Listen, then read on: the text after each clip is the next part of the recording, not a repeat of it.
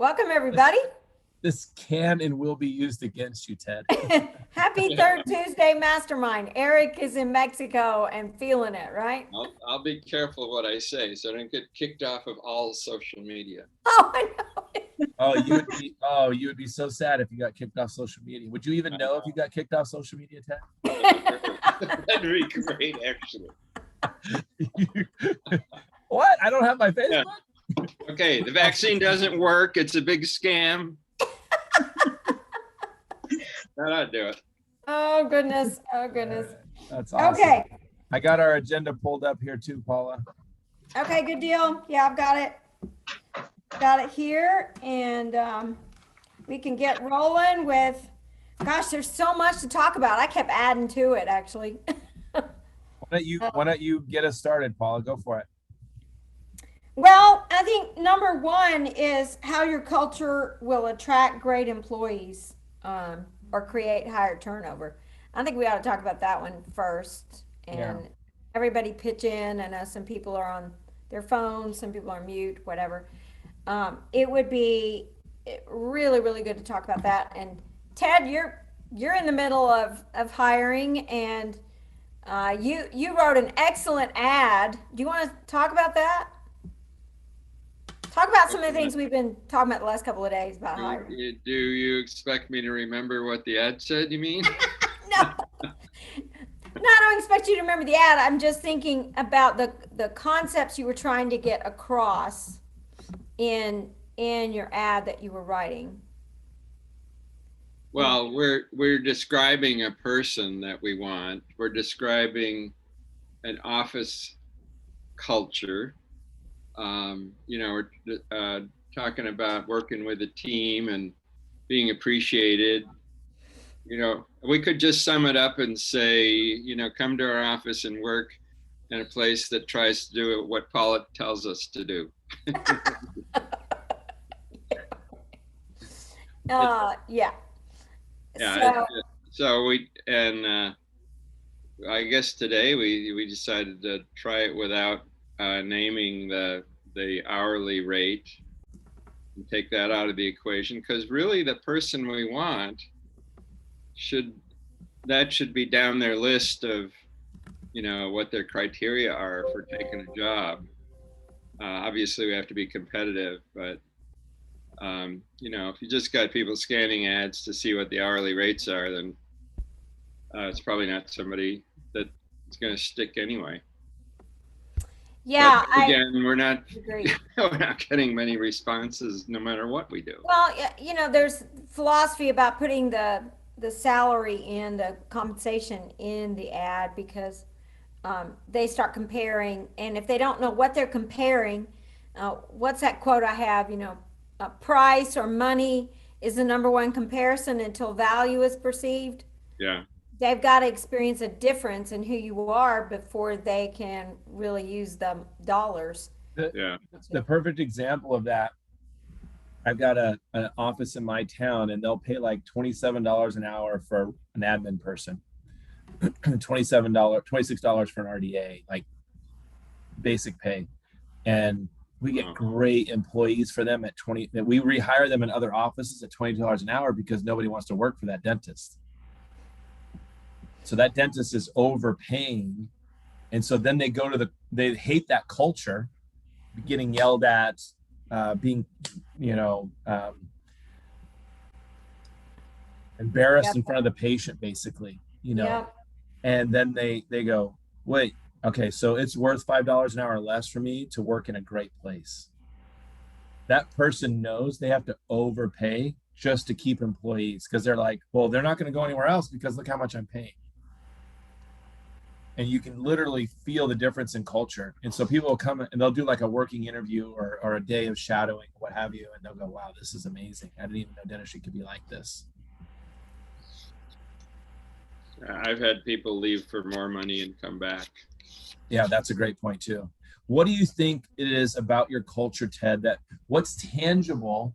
What's a tangible thing? Culture is so intangible. What's my culture? What do you think about your culture that makes people love working there, even though you may not pay the most money, but it's competitive, but maybe not the most money? we're very conscious about nobody ever is one. We never want to hear somebody say that's not my job.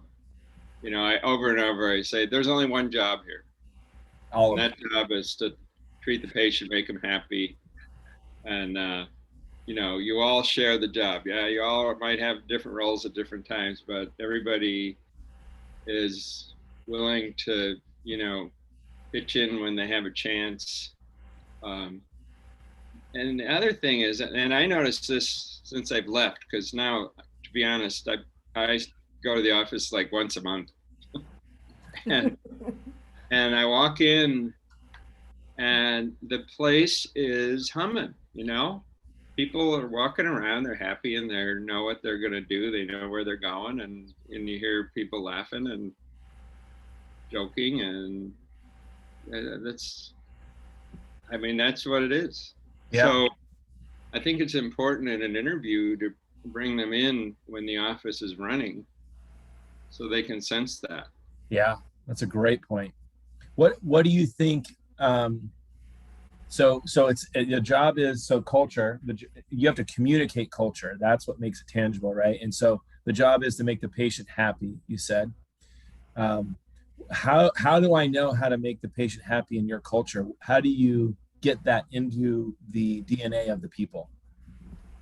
Well, I mean, you won't be surprised at this, but you know, the foundation of all of it is to develop the trust of the patient and to maintain it, and not to do anything to upset it or lose it. And I think, you know, that makes people happy. So how do you get the team like?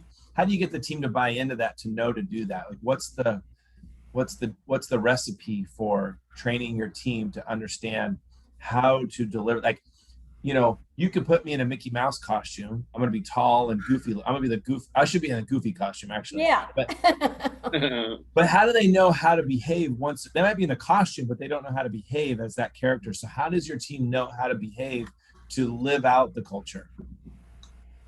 Well, I think you know, a new employee comes in and they're going to have a mentor. There's going to be somebody else in their position. They're going to get training. We're going to have, you know, daily huddles and weekly meetings and you know, quarterly, half day or all day meetings and all that kind of stuff. And that's always on the agenda. You know, to go back over, you know, what's the foundation of the practice. You have to not let them forget. So And so consistent and persistent communication of that thing, whatever your culture is, right? yeah. So after they've been there 20 or 30 years, they catch on. But There you go. that is part of our culture, that people stay a long time. And, you know, they stay because of culture, I suppose, but also becomes an important piece of it. So when we're advertising, we kind of slip it in there. Like one of the ads says, you know, this is to replace a 25-year employee that's retiring. And Oh, that's if I great. was looking for a job, that would, you know, perk my ears up. That's exactly right. Wow, that's That's a great. really good thing for them to Yeah. see. I think it's your verbal skills that you use building trust with a patient. I mean, you're you're famous for your verbal skills. I learned verbal skills from you. and and Wish I could remember them.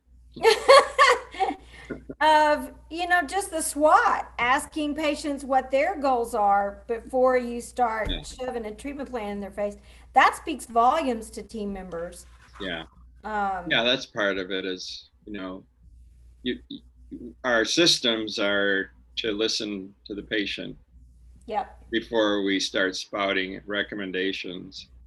And we have a structure with the SWOT. You know, this goes right back to boot camp, still using it. Yep. Yeah. For sure. That's a big part of building the recipe for building trust with that patient.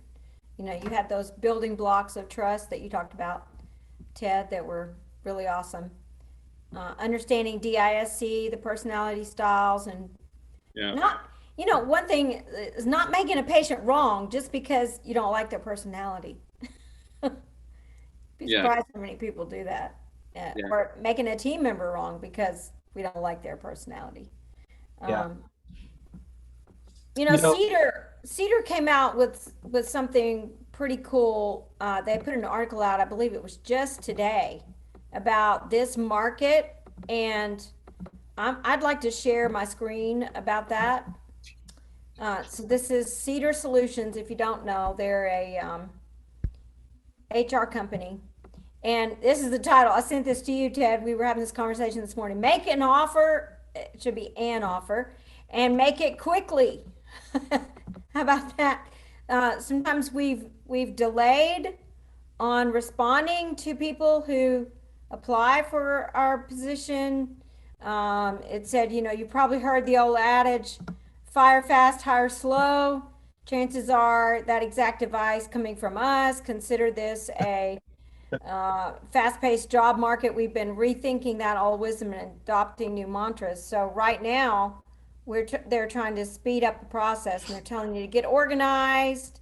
As soon as you know, reach out. And it says, during the phone conversation, be sure to tell them why you chose them, ask if they want the job, give an overview of the salary and benefits. That's on the phone, not necessarily in the ad.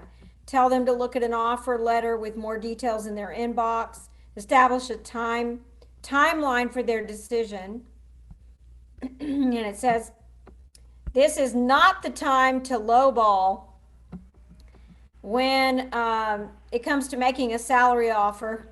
And remember, most job seekers expect to make 10% more when they change jobs. How about that? Right now, with healthcare related industries growing 15% across all specialties, your job seekers are bound to have offers to consider. Put your best foot forward, offer a competitive wage right out of the gate. I mean, some pretty interesting advice here. Here it said, one very important point, paying people more, offering signing bonuses or any number of added perks does not make them more qualified or a good fit. So this demand for more money is a double-edged sword. Um, so yeah, who's offering the signing bonuses around town? It's usually the restaurants, right? Yeah.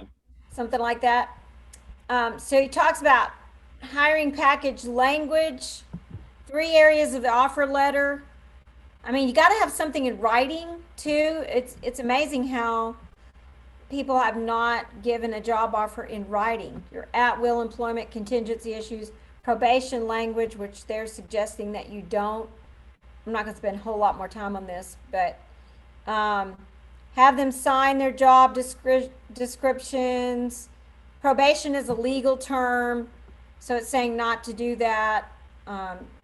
Focus on your at-will status. oh, the ghost part, because so many people are not showing up. I had someone tell me today they were supposed to have someone start working today in Montana, and she didn't show up for her first day of work. After a working interview, like 3 interviews over like a 3-week process, she didn't show up on the first day.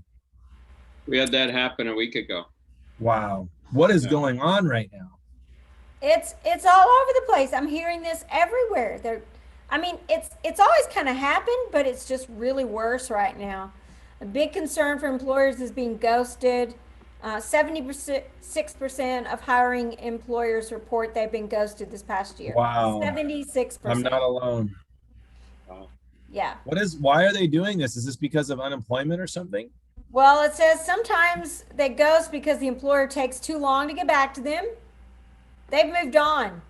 Yeah. They've gone to somebody else. And here's one thing I've experienced is they put in several applications, and the one they really wanted called them back after they accepted, Yeah. and they just think nothing of it. They've already, yeah. So there you go, right there. Sometimes they ghost because they feel offers too far off from other offers. Most of the time, though, if you make a fair offer quickly, you probably won't be ghosted. And given that time frame, So I like this. I hadn't gotten a response from you from our offer, so I was wondering if I should let other candidates know the position is filled or not. And then they don't So respond. Like the lady today, I was talking with the office, like she's not even responding to my text. She doesn't respond to our phone calls. We started trying to reach out to her last week and got nothing back from her. So yeah, I think how this is the challenge. How do and I know the answer to this, I think, but how do people know that your culture is so great that you're the place to work with? Like in California, we have Knott's Berry Farm and we have Disneyland, right? I guarantee you the princess wants to work at Disneyland, not Knott's Berry Farm. Okay. So they have a reputation, right? So the reputation needs to be out there that you're a great place to work. And the more people that leave because of bad culture, the more the word gets out that this is a bad place to work. and you know where that's getting out? In these Facebook groups. I got kicked out of a Facebook group, Paula. Like Ted. I'm like Ted, I got booted because I kept posting motivational stuff in this local Reading for Hire group just to let people, I wanted to stay in the group, just stay connected. And I got booted. I didn't even know I got blocked. I couldn't look them up anymore or anything. I got blocked. Oh, funny. Yeah. I'm Did so they proud of think that, Ted. I'm a rebel. they think you were advertising yourself? I think that's what Probably. they thought I was doing, but I A wasn't. vendor. You would never do that, would you? No. I should have like a billboard right now slide across the screen though. That would be pretty good. But that's exactly what they do is they go into these groups. They have hygiene groups, they have assisting groups, or just different kinds of groups, and they talk about what do you know about this practice. So you want to get your team in those groups and talk about what a fun practice you are. Or they're still going out to the bars with their former employees that they used to work with, right? Or in Alaska, Jen, they're still going fishing, right? They're still going fishing with their former employees that they worked with. So Jen, you've worked in the same practice but for two doctors.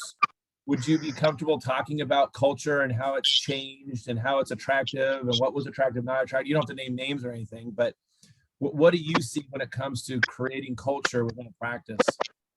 Yeah, the one thing I see when it comes to creating culture, it always came, the foundation always started with the doctor.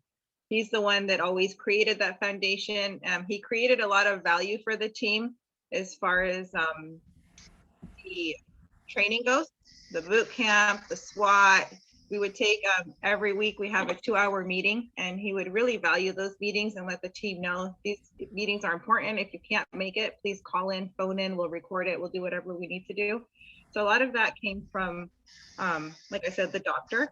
Yeah. And everybody loved boot camp. We loved working with Eric. So it was naturally everybody just bought in, and it was always patient team self as far as the team goes. So I always think it starts from the top down, and that just creates a trickle effect. And as far as our interviews go, when we would hire somebody, everybody would know right away that first day, talking to the doctor, talking to me, setting the tone for the culture, and knowing that they would just feel a completely different vibe at our office compared to the other offices they would go to interview. And I think a lot of dentists, they want to do things, and they want their team to do the whole boot camp thing, and they want to be able to take care of patients on a high-end level. They just don't know where to start, and they don't realize that just you create your own culture. So just having at least 2 team members, one assistant, one hygienist, one admin, and getting a core group together helps create that culture within the office. That's a good point. Yeah. You got to have people on the side of the culture you want to have in your practice. And Paul and I say it all the time. There's one surefire way to keep losing good employees. Keep that bad employee that people get tired of working with. They can be as skilled as you want them to be, but if their culture mojo is poor, it's going to turn some people off. What do we call that, Eric? The leaky life preserver? You're just slowly drowning. Yeah. Yeah. There we go. I have a client I just got off Zoom with, and he's got a negative Nancy, Debbie Downer at the front. And the bad news is he's in a small town, and he's worried that if he lets her go, that she's going to make it bad. She came from another office, 25 years experience, came from another office and brought a bunch of patients with her. And he's worried that if he lets her go, the same sort of thing is going to happen when he dismisses her. But yet she was on vacation for a week and everything was so nice. That's when right? That's exactly right. It was so good without you. Why'd you come back? So Paula, how do you test? Yeah. So my question for you, Paula, is how do you dismiss someone? And maybe we'll talk about this Friday and the next Friday that we have our 2-day course, but how do you dismiss someone so that they don't wreak havoc on your place of business after you let them go? Well, one thing, Eric, that's a really tough question. And why are you asking me? But because I don't want to go the answer. You could do like one doctor did, and I won't mention his name. He's not on the call tonight, but okay, all right. I'm on my way to his office, and he said he's messaging me while I'm in the car. Oh, by the way, we're going to fire Barbara when you get here. And I'm like, oh no. Don't fire with the consultant in the room. That gives us a bad rap, right? But he handled it really well. He really did. And I think part of the deal with the bad PR is that they weren't expecting it. And this goes to performance reviews. Yeah, it's not a surprise then, right? Yes. If we've had our reviews, we've had, our one-on-ones with them, that is not a performance review. If we have the formal review, and then if we have a situation come up, we have the 5-step conversation or crucial conversation review.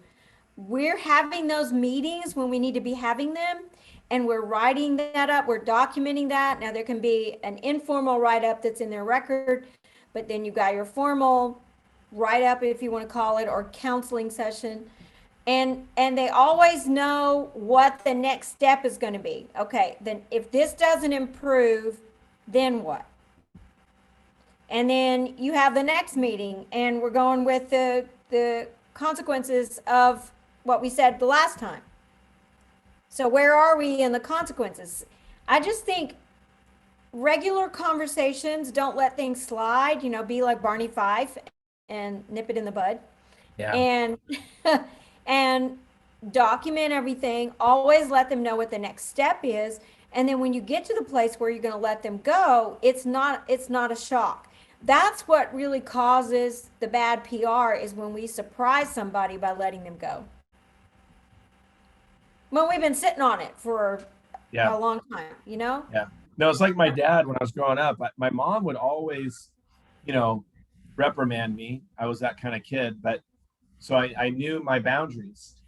With my dad, I never knew if he was upset with me. And then all of a sudden I would do like this silly little thing. And it was like, whoa, what just happened? He would just, Yeah. Not really explode. He's a very calm guy, but it was like once a year, my dad let me have it, and then I was on restriction for a weekend, but he let me off 8 hours later, but he just didn't communicate all along what the expectation was. And that goes back to what Ted was saying and what Jen was saying. You got to have regular team meetings where you're constantly, and you're not really sharing the vision directly, like you're not constantly repeating your vision. Well, you're fleshing it out. But you're constantly carrying that torch, or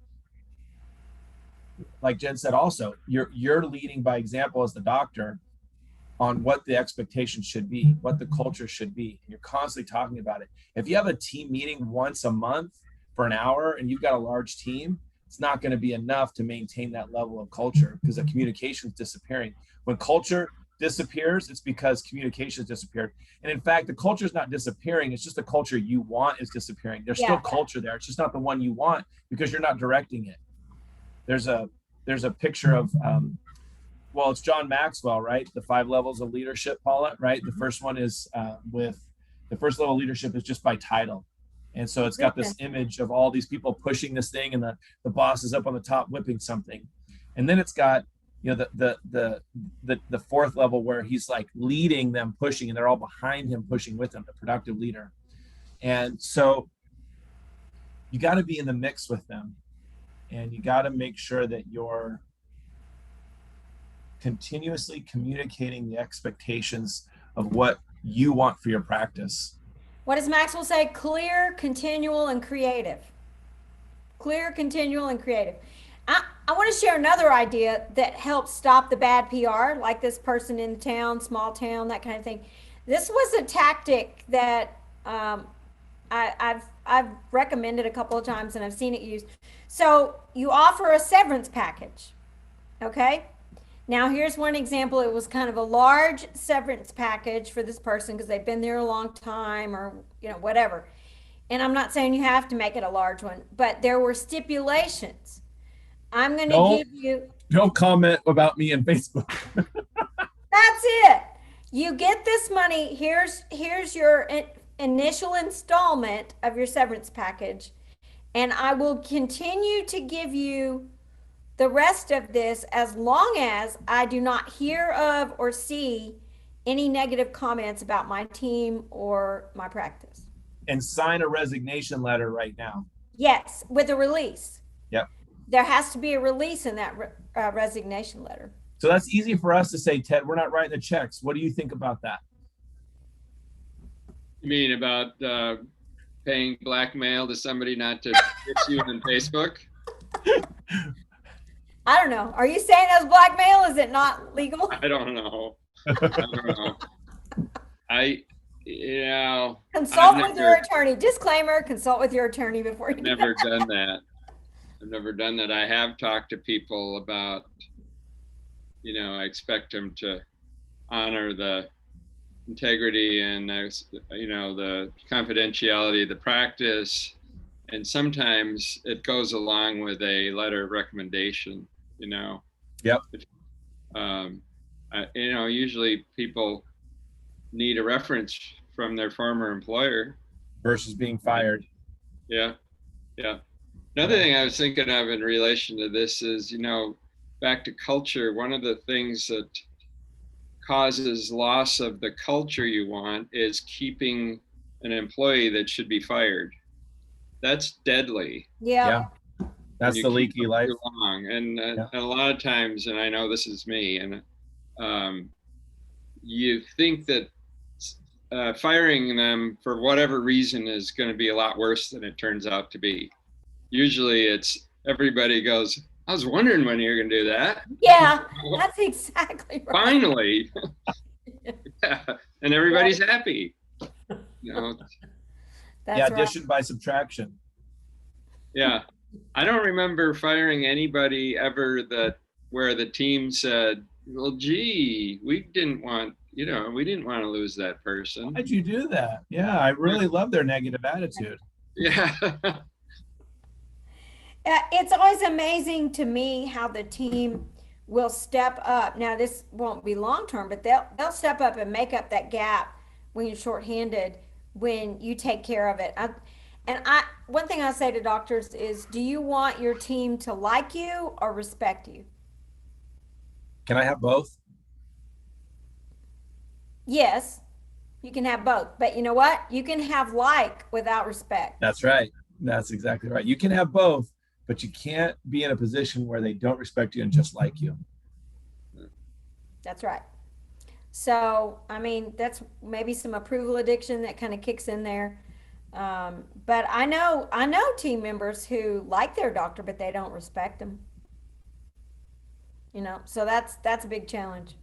Okay. Anybody else have anything you want to contribute on this subject? Ted, thank you for joining us. You're such a great mentor. I do have one more thing, Paula. I will say this, because I manage so many Facebook accounts. Yeah. The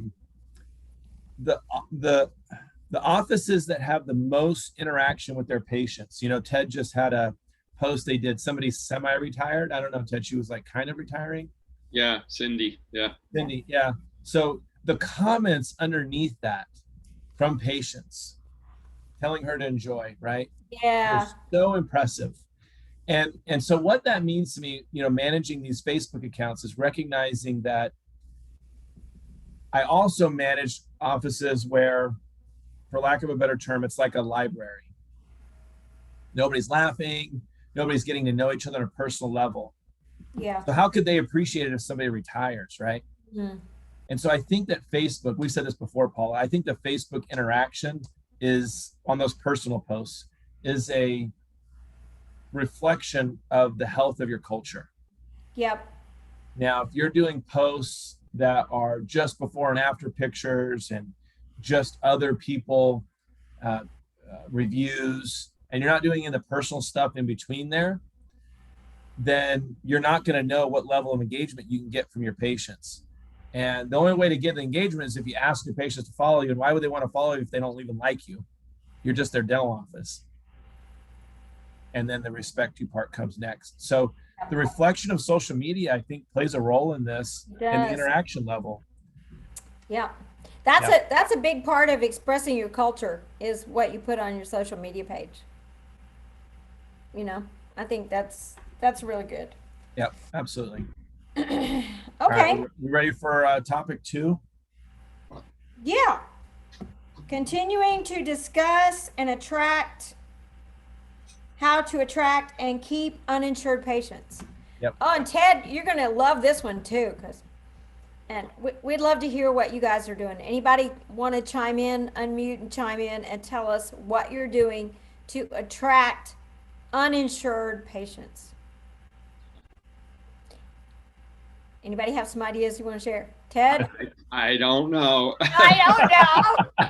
Of course you know. You're the master at attracting uninsured patients, Ted. Well, I don't feel like we're the masters of attracting them other than we welcome them, Yeah, and we value them now more than anybody with, I don't care what their insurance is.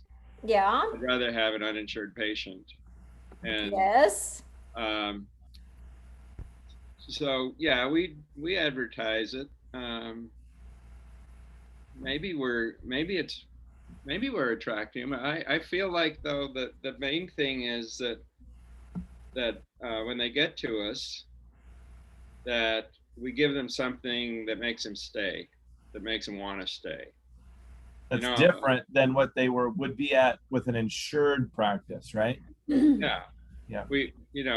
People are conditioned to having something that they pay a little bit every month called dental insurance. And so if we give them something that feels like that without all the crap that goes with it, the restrictions and the forms and filing and denials and fee cuts and all that stuff, and they find out, I think the biggest thing is that the people that if you're looking for big cases, I think that's where it's been a grand slam, because insurance is useless on a big, $25,000 case.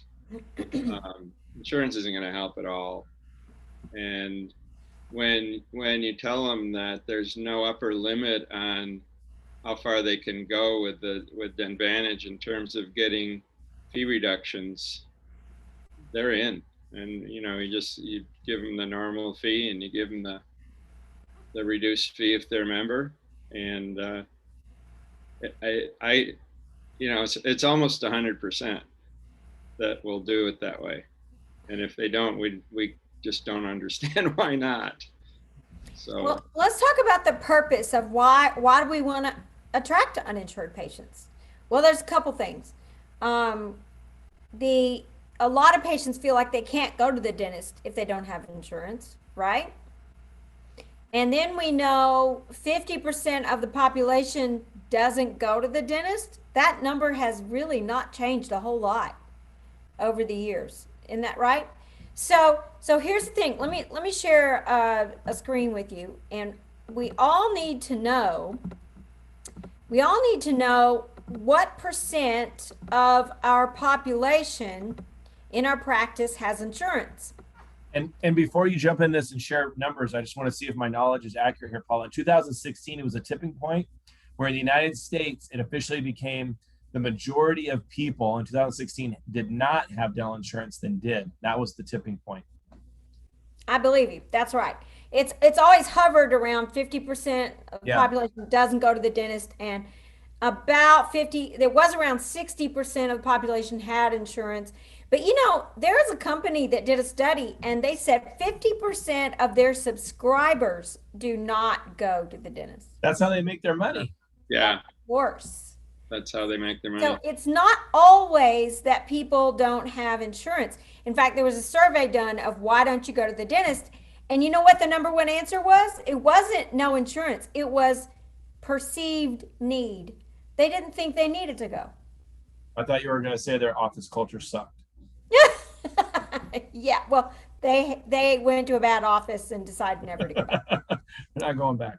But look at this. Now this has no name on it. Hopefully that you can see anywhere. But you've got percent of patients with insurance.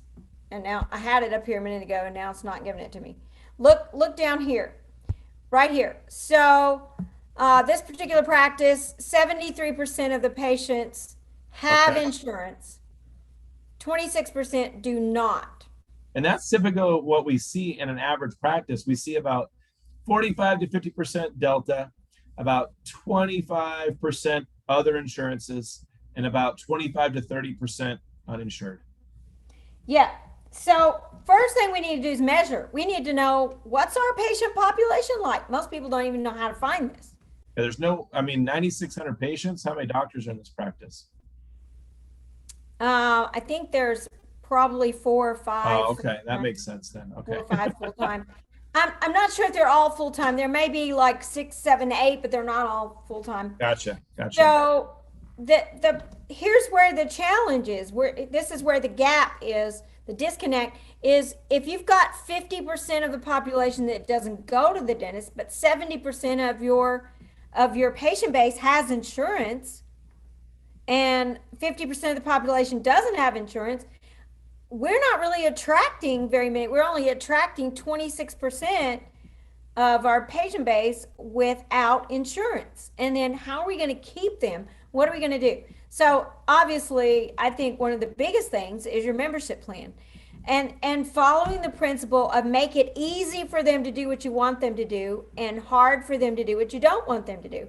So what is, when an uninsured patient calls your office and has a conversation about the first visit, what is one of the number one friction, as Eric says, friction points of that first visit? How much does that first visit cost? What is it typically for a new patient? No insurance, going for a first visit. So I usually hear somewhere around $200 to $250 from offices. I hear even up to 300, over 300. We're over 300. Yeah. Yeah. So is that a barrier for a new patient that doesn't have insurance? Perceived friction point.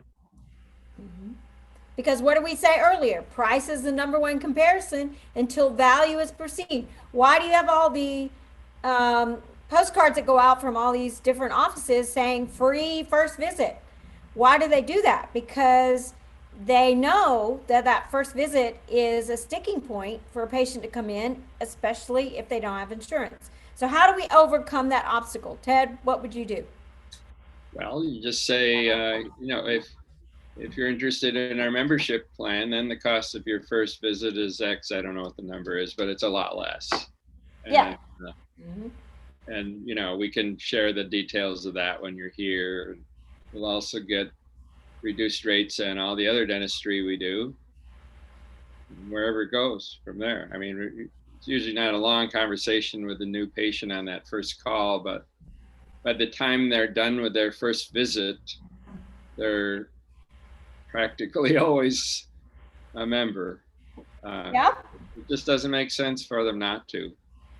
True. So part of it is making it easy for them to come on that first visit. One thing I really like is offering them a look-see. Offer them a no charge, no chair appointment where they can come in and tour your office. This isn't time with the doctor. This is a team member giving them a tour of the office. Does anybody do that? Yeah, Jen, have y'all done that? Yeah, tell us about that. phone call and we do the talk to the new patient. Ours is 425 for a piano bite wing Yeah. from the Yeah. patient and the girls at the front desk, they all know that they can pull that back, that their pocket, the back part pocket that we call, and they will offer the patient to come in for a complimentary consultation. We have a patient coordinator, so that's typically me that does everything. And the doctor, we still give them about 10 to 15 minutes to come in and meet the patient. That's so good. decide whether or not they want to do business with us and they like us. So what I do at that consultation is I find out what it is they're looking for. We fill out the blue sheet. If it's a cosmetic consult, a TMJ, we take photos. And I'll just throw in an x-ray and just let them know there's no charge. But in order for the doctor to meet you and get your answer question today, let me just give you this one complimentary x-ray of this specific area.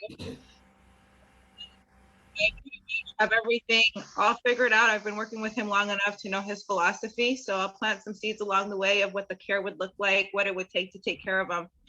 Doctor comes in for about 10, 15 minutes, meets the patient, and he's building rapport. And then at the end, probably the last 5 minutes, he's just like, yep, what you and Jen talked about is what I would recommend.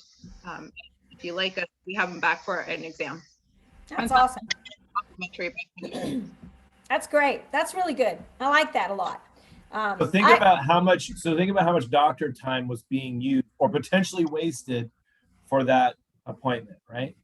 Now, Jen does a great job at conversion, so she's an anomaly. But if you think about the cost and the potential lost time and the reduction of friction points and how easy we make it for people to do business with us, get them in, right? That's right. We're so stuck on double face bow mounted models and all this comprehensiveness has to be done. Nobody said you had to touch them. Nobody said you had to do clinical dentistry. Maybe you don't want them to be your patient, but they need to figure out if they want you to be your dentist. That's exactly right. Woo, that's a good statement right there. I like that. So Can you put it in quotes? Can you put in quotes for me, Paula, and send it to me? I'm going to use that as a quote.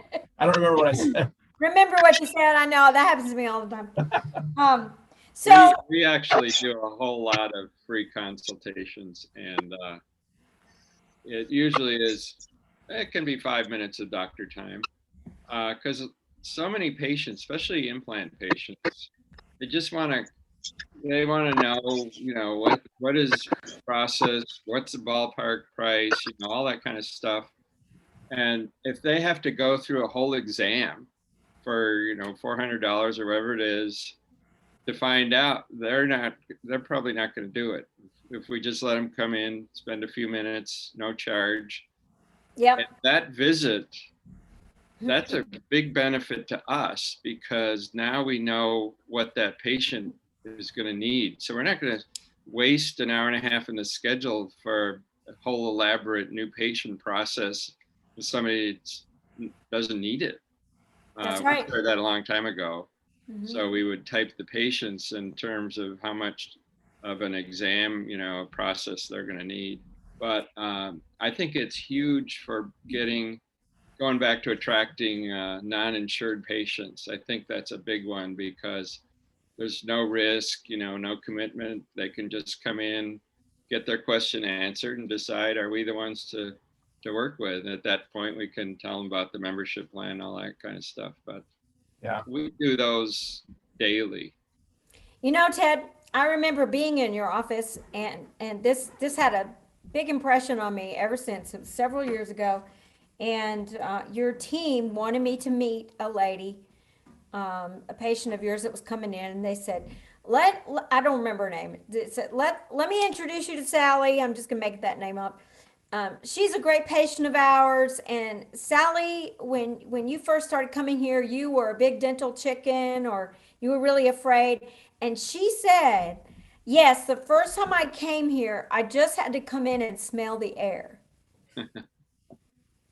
And that gave me that, this look-see, the consult, no charge, no chair, whatever you want to call it. It's great for the high fear patient or patient that's had a bad experience in another office.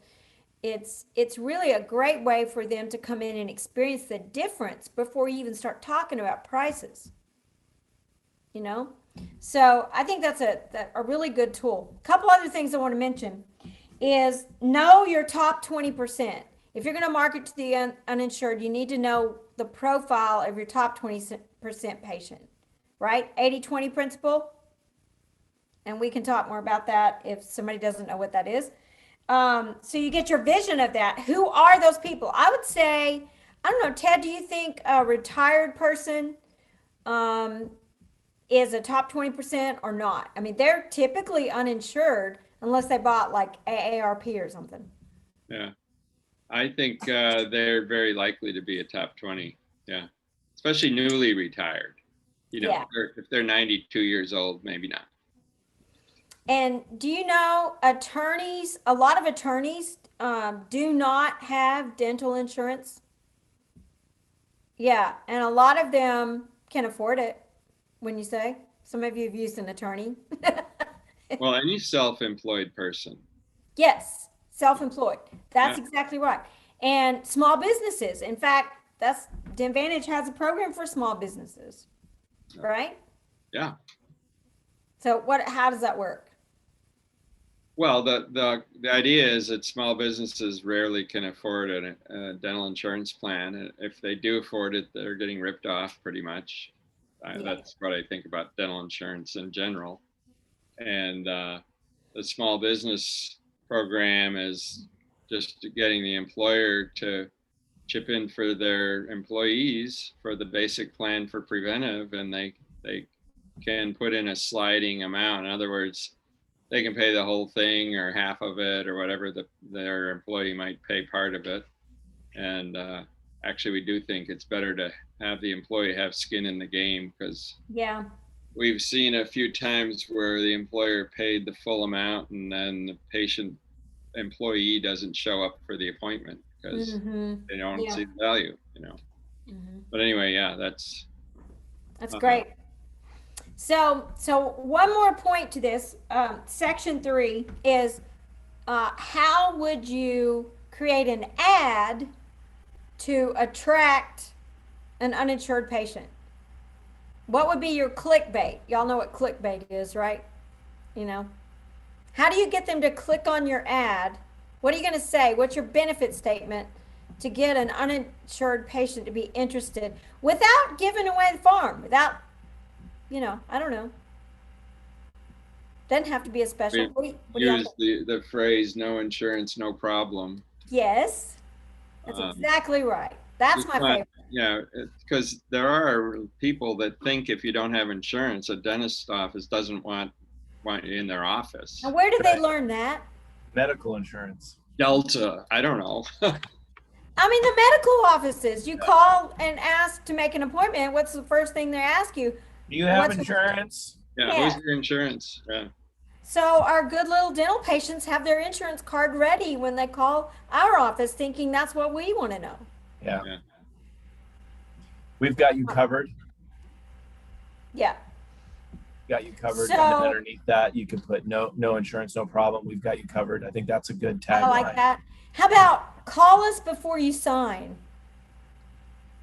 I mean, we're coming up on benefit packages in a couple of October. months. Yeah. And I actually had a practice that was in a mall, and they put up one of those signs. It's like this, I don't know what you call those things. Like you could be a sandwich person and wear it over your thing. Yeah. Yeah. And they put it in the mall and said, call us before you sign your dental insurance plan. And they got some people coming in like, what is this about? And you could be losing money on your dental insurance. So call us before you sign. That's another one. I think that's a pretty good way to do that analysis. I just did the analysis with a client in Michigan today. They're dropping Delta.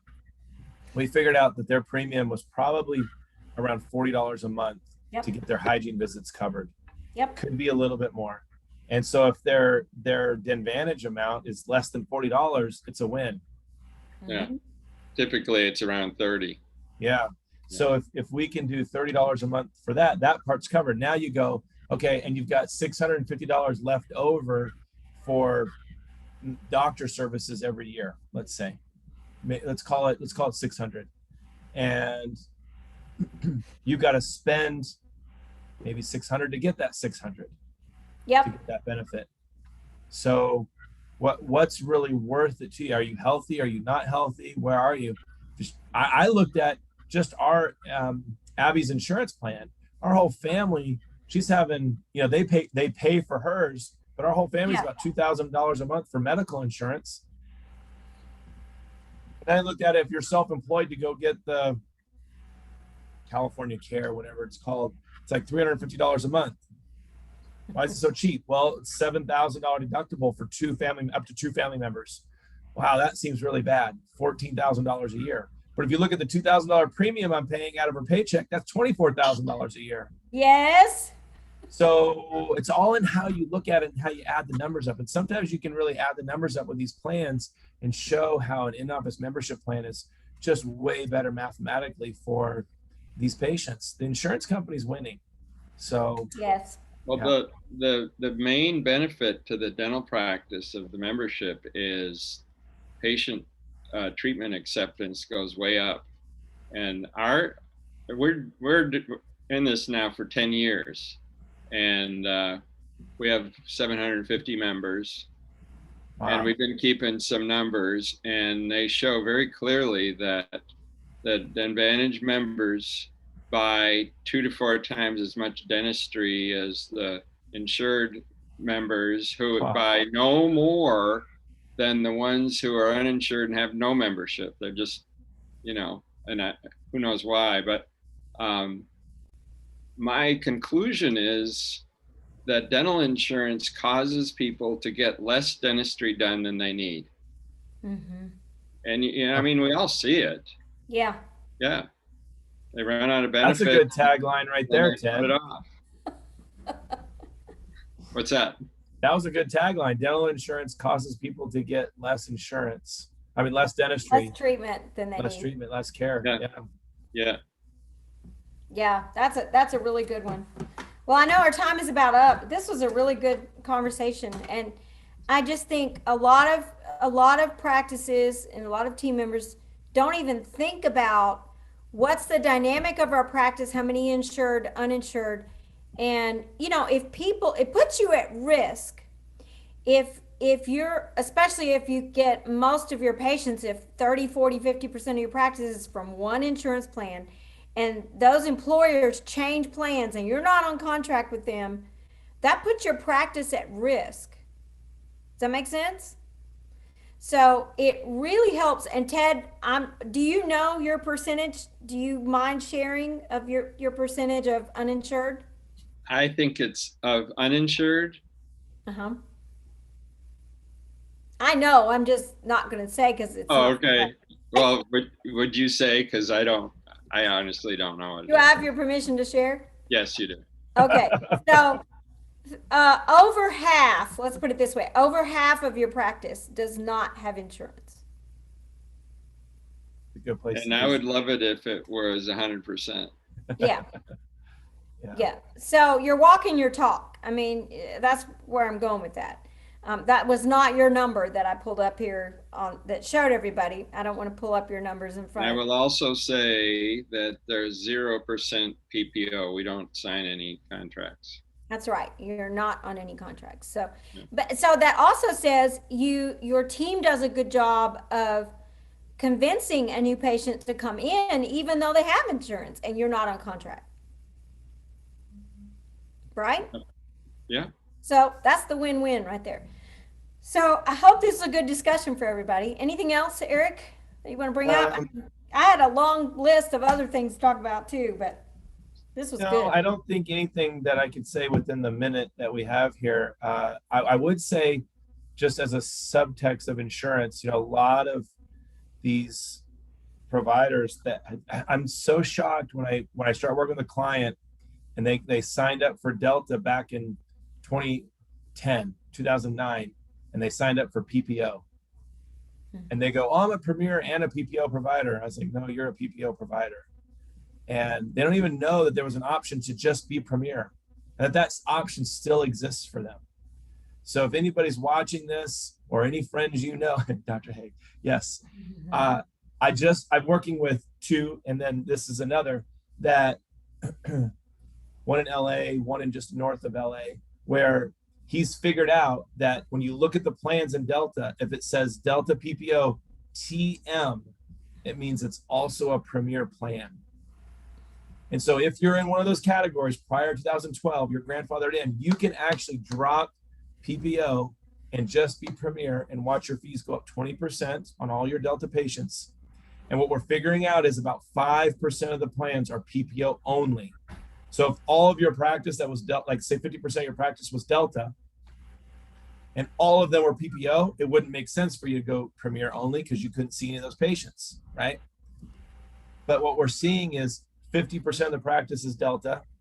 And of that 50%, only 5% of the plans, so 2.5% of your practice is PPO only. Why are you accepting PPO fees? Just be premier. Yeah. And how you figure that out is look at your plans online and see that little TM next to that PPO Delta trademark. And that'll mean they have both Premier and PPO. And you'll know, oh, look at all the plans I have that are Premier only. Why did I sign up for both? And then you send the letter, and then all of a sudden, boom, you're in a better, you're not in a great situation, but you're in a better situation than being just PPO. So, yeah. All right. Good stuff. Well, thanks everybody, and especially thank you, Ted, for mentoring us tonight. Yeah. I thought I was just listening. Good advice. Good advice. Good to see you all. Thanks for joining us, Jen. Eric, I hope you get to come home one day. Someday I'll be able to leave Mexico. Yeah. All right. You can always just hike across the border. Well, I almost thought about renting a car, but that's a little price expensive.